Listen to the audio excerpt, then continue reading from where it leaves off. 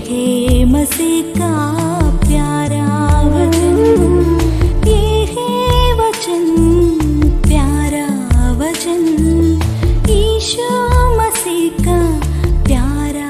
परमेश्वर के धन्य नाम की महिमा हो। प्रभात मनन के सत्र 1776 में आप सभी का बहुत ही विनम्रता के साथ स्वागत करता हूं। आइए आज के मनन के लिए हम पढ़ते हैं इब्रानी अध्याय 2 पद 6 और 7। वरन किसी ने कही ये गवाही दी है, मनुष्य क्या है कि तू उसकी सुधि लेता है, या मनुष्य का पुत्र क्या है कि तू उसकी चिंता करता है। तूने इसे स्वर्गदूतों से कुछ ही कम किया, तूने उस पर महिमा और आदर का मुकुट रखा और उसे अपने हाथों के कामों पर अधिकार दिया। परमेश्वर के सभी सृष्टियों में मनुष्य सबसे श्रेष्ठ सृष्टि है। परमेश्वर के अदृश्य ढांचे के अनुसार परमेश्वर के नैतिक स्वभावों से सजाकर, अर्थात परमेश्वर के स्वरूप और उनकी समानता में कोई भी अन्य सृष्टि परमेश्वर के द्वारा नहीं हुई है।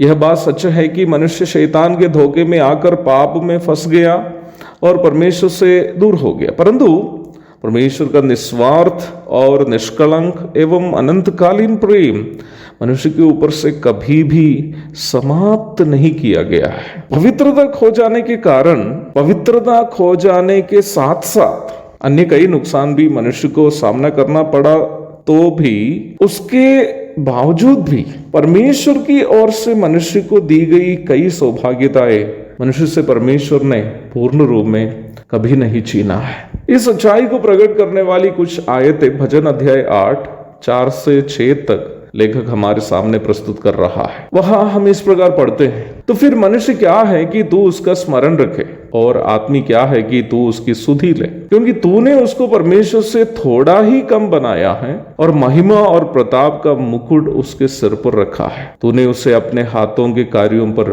प्रभुता दी है, तूने उसके पांव तले सब कुछ कर दिया है। अदन की वाडिया में मनुष्य को परमेश्वर ने जब रखा तो उसको वाडिया की देखरेख करने की जिम्मेदारी दी थी। निम्न जिम्मेदारी का निर्वाह करने हेतु परमेश्वर पृथ्वी पर के सभी वस्तुओं के ऊपर मनुष्य को अधिकार भी दिया था। उत्पत्ति अध्याय 1 पद 26 से 29 तक। भजन अध्याय 8 के 6 से 8 तक के पदों में भजनकार भी यही बात का जिक्र कर रहा है। मनुष्य से भी कई गुना अधिक ताकत रखने वाले हाथी को आप देखे होंगे कि एक दुबला पतला महावत रास्ते से ले जाते हुए चिड़ियाघरों में भयानक शेर, बाघ आदि जानवरों को भी पालतू जानवरों के समान देखरेख करने वाले प्रशिक्षकों को आप देखे होंगे। उन जानवर इसलिए मनुष्य के अधीन हो जाते हैं क्योंकि सृष्टिकर्ता परमेश्वर ने उसे मनुष्य का अधीन कर दिया है।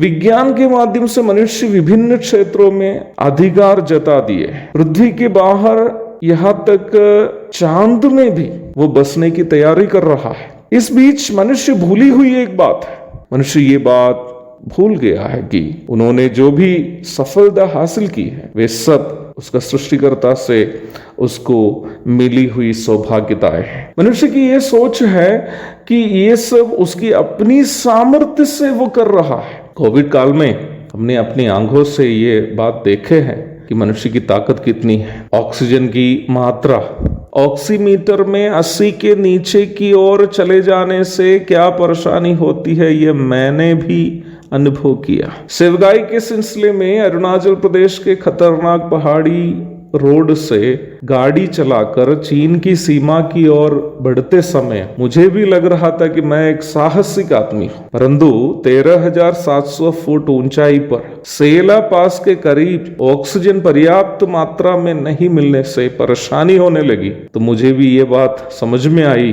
कि मेरा साहस की सीमा उस समय तक ही है जब तक प्रभु का अनुग्रह मुझ पर है। किसी भी मनुष्य की हालात ही है, कितने भी अपने आप को सामर्थ्य या साहसी समझने वाले भी यह बात कभी नहीं भूलना है कि उसकी सामर्थ्य या साहस उस समय तक ही है जब तक परमेश्वर का अनुग्रह उसके ऊपर है। वास्तव में मनुष्य की हर कामयाबी, हर सफलता उसके ऊपर परमेश्वर के द्वारा दिखाया जाने वाला प्रेम और अनुग्रह का प्रमाण है। यह अनिवार्य रूप में याद करने की बात यह है कि हमारी चिंता करने वाला परमेश्वर हमारे लिए उपलब्ध कराया गया सबसे बड़ा तोहफा अपना पुत्र के द्वारा हमें दिया गया उद्धार ही है, जिसके कारण पाप के परिणाम स्वरूप परमेश्वर से दूर हुए हम पुनः परमेश्वर के निकट आ पाए। हमें परमेश्वर की ओर से हर एक आशीष जब मिलती है, हम ये बात कभी नहीं भूलनी है कि परमेश्वर के द्वारा हमें दी गई सबसे बड़ी आशीष वो उद्धार है जो अपना पुत्र को त्यागने के द्वारा परमेश्वर हमारे लिए उपलब्ध कराया है। एक और शुभ दिन की धन्य कामनाओं के साथ आज का मनन मैं यहाँ समाप्त करता हूँ। प्रभु सबको आशीष दे। आमीन। भोजन है आत्मा में भूखे कोयल, पानी है आत्मा में प्यासे कोयल, पालन जो करते हैं उसके लिए आशीष पाने का साधन है यह।